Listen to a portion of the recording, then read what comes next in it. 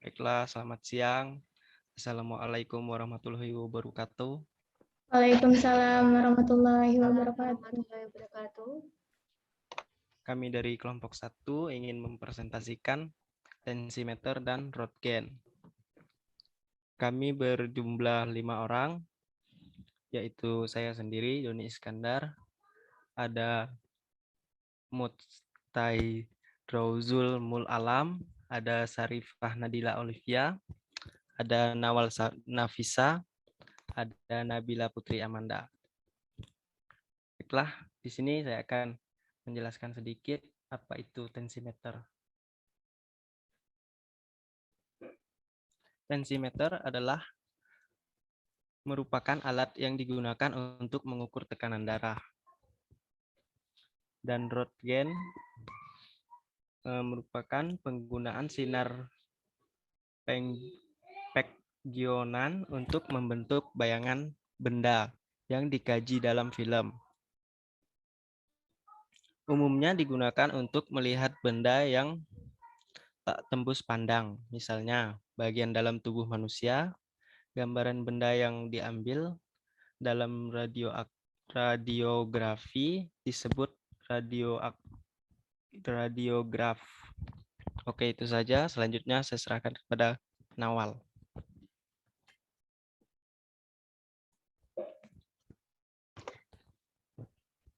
Apa sih itu tensimeter? Nah, bagi para tenaga medis atau yang sehariannya Anda dekat dengan dunia kesehatan, tentunya tidak asing lagi dengan istilah ini. Tensimeter diambil dari dua kata, yaitu tension atau tensi yang berarti tekanan dan meter yang berarti ukuran. Tensimeter atau juga dikenal dengan istilah sphygmomanometer ialah sebuah alat kesehatan yang berfungsi untuk mengukur tekanan darah.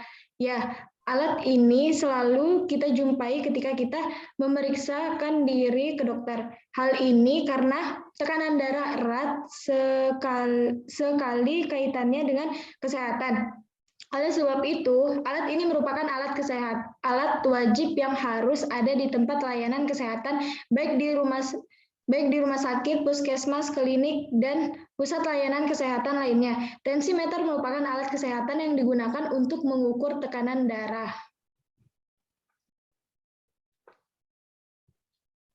Next.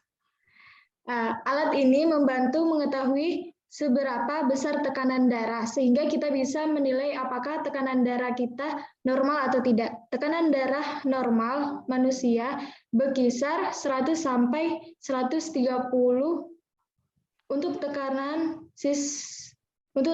sistolik, sedangkan untuk tekanan diastolik normalnya berkisar 60 sampai 90.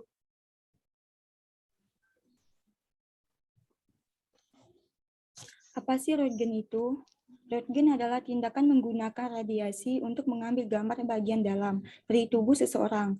Utamanya Röntgen digunakan untuk mendiagnosa masalah kesehatan dan yang lainnya, untuk pemantauan kondisi kesehatan yang ada. Terdapat berbagai jenis Röntgen masing-masing dengan kegunaan yang spesifik. Selanjutnya.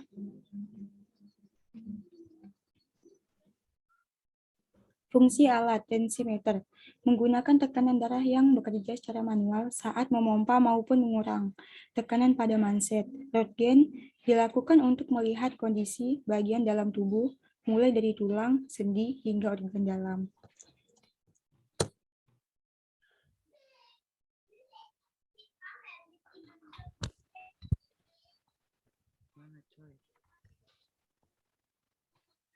Cara kerja alat tensimeter.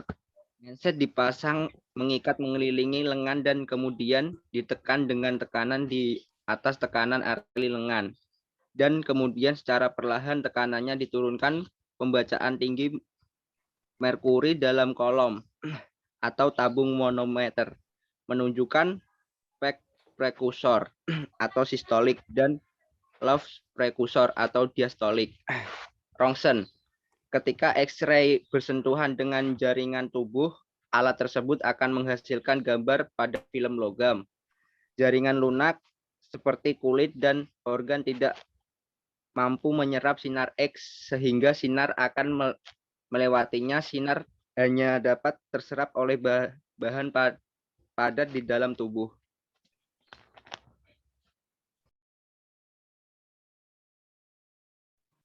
Prinsip fisika dari tensimeter.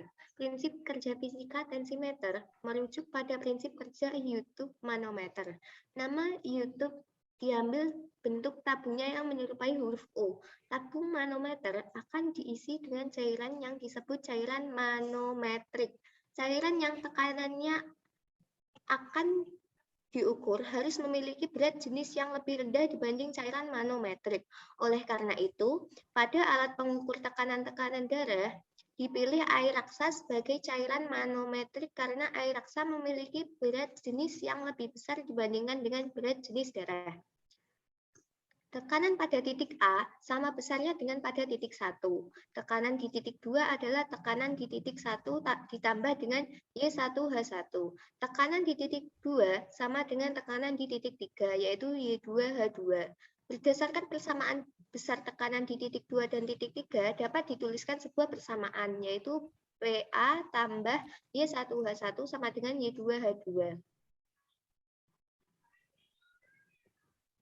Prinsip kerja fisika dari Longsen ada 3. Yang pertama, akuisisi data. Akuisisi data berarti kumpulan hasil pengituran transmisi sinar X setelah melalui tubuh pasien. Sekali sinar X menembus pasien, berkas tersebut diterima oleh detektor khusus yang menghitung nilai transmisi atau nilai atenuasi atau penyerapan. Kedua, pengolahan data. Sebuah sinar sempit atau narrow beam yang dihasilkan dari X-ray didapatkan dari perubahan posisi dari tabung X-ray. Hal ini juga dipengaruhi oleh kolimator dan detektor. Sinar X-ray yang sudah dideteksi oleh detektor kemudian dikonversikan menjadi arus listrik dan ditransmisikan ke komputer dalam bentuk sinyal dengan suatu proses.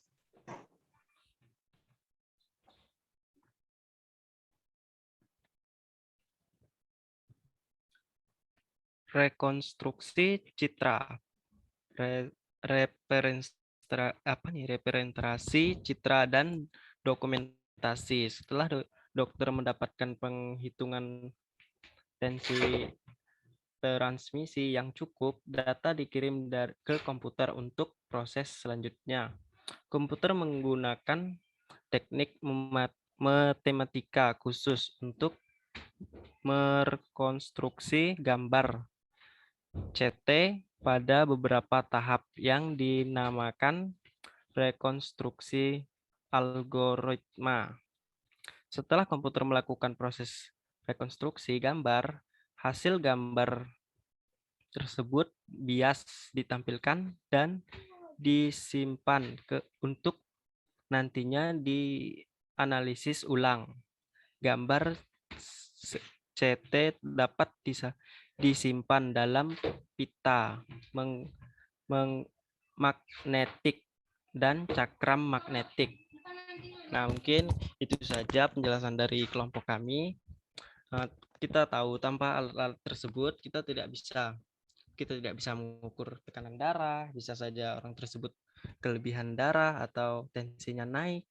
Nah, adanya juga Röntgen, kita bisa mengetahui adanya tertinggal seperti bahan-bahan logam di dalam tubuh. Nah, kalau setelah kita tahu, kita bisa mengambilnya juga. Mungkin itu saja dari kelompok kami. Sekian dan terima kasih.